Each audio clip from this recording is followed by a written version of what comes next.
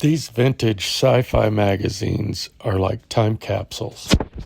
Inside, forgotten works by Isaac Asimov, Connie Willis, and Penny R. Griffin.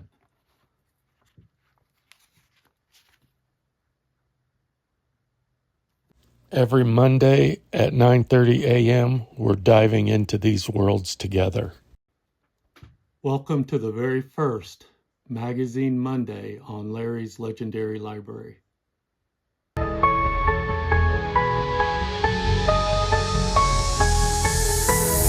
Well, for the first Magazine Monday, I thought I'd talk about Spaceway Science Fiction. This particular issue is from June 1969, 1 month before the Apollo 11 moon landing.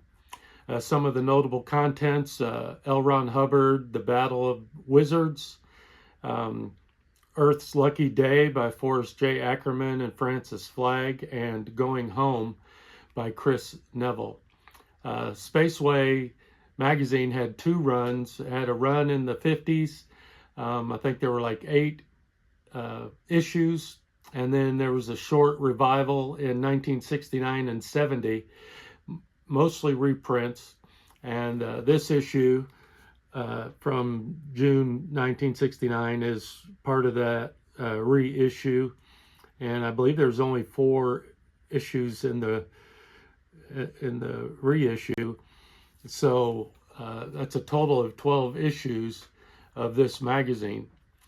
The artist for the image on the cover is Morris Scott Dolans. He began his career in science fiction magazines in 1936 at the age of 16. He attended many science fiction conferences, conventions.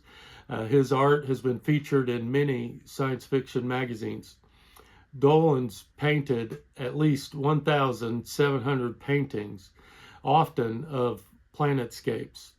The cover of this issue, you'll see, has some land formations, a planet which could be Earth in the background. You see the spaceship on there, and then also just the tiny image of the astronauts or spacemen. I want to talk about specifically just one story for this issue, and that is Earth's Lucky Day by Forrest J. Ackerman and Francis Flagg. The story was first published in 1936, April, in an issue of Wonder Stories. But I want to focus particularly on Ackerman. I didn't really know all this about him until I researched it for this episode. He was born November 24th, 1916. He died December 4th, 2008. He was a magazine editor, a science fiction writer, and a literary agent. He was a founder of science fiction fandom. He was a leading expert on science fiction and one of the most avid collectors of science fiction books and film memorabilia. As a literary agent, he represented such science fiction authors as Ray Bradbury, Isaac Asimov, A.E. Van Vogt, and L. Ron Hubbard. He co-created the character Vampirella based on the 1968 Jane Fonda film. He came up, this is the interesting tidbit I didn't know, he came up with the nickname sci-fi. That was his baby. In 1953, he was voted #1 fan personality by members of the World Science Fiction Society, and it was a unique Hugo Award never granted to anyone else. Earth's Longest Day is a short story containing 3 separate scenes, all happening simultaneously. A land speed record, an altitude record, and a warfare scene. Something happens to interrupt all 3 of these scenes, the so-called Earth's Luckiest Day. through the gist of the story, the explanation of what actually happened doesn't come out until 25 years later. And I won't give spoilers, even though this is originally written in the 30s. But I will give you my rating. I give this story an L3 legit. It is worth reading. It is worth reading simply from the historical perspective. It's obviously dated. It reads as dated, but there are interesting ideas, interesting science fiction ideas, and just for its place in sci-fi history, it is worth reading.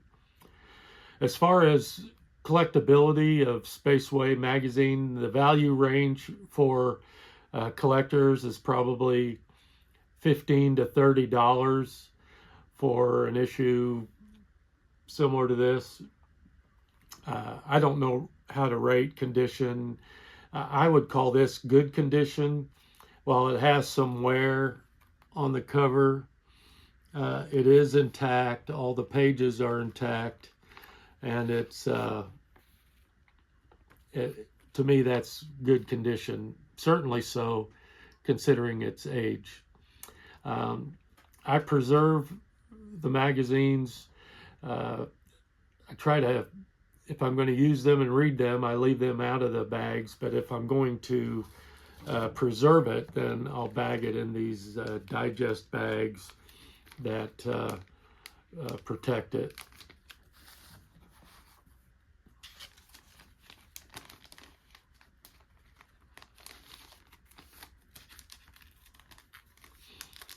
And then I just put a piece of tape on there, and that'll hopefully keep it in relatively good condition for many years to come.